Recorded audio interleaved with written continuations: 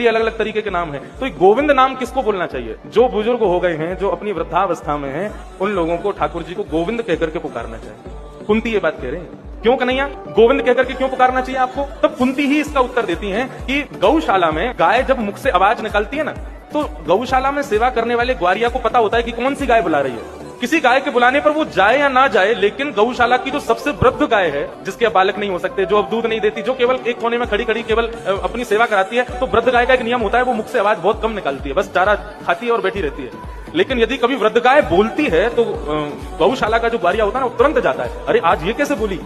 ठीक उसी प्रकार हे कन्हैया, ये पूरा जो पृथ्वी है ना, ये तुम्हारी गौशाला है, और यहाँ पर इतनी सारी गायें हैं, सब तुमको पुकारते हैं, लेकिन तुम जाओ ना जाओ कोई गारंटी नहीं। लेकिन यदि तुमको कोई गोविंद कहकर के पुकारता है, तो तुमको लगता है कि कोई आर्त भाव से पुकार रहा है, कोई अतिवृद्ध मुझे पुकार रहा है, तो अतिवृद्ध के भाव से तुम गोविंद नाम सुनकर के दौड़े चले आते हो। इसलिए मैं तुमको गोविंद कहकर के पुकार रही हूँ। एक प्रकार से कह दूं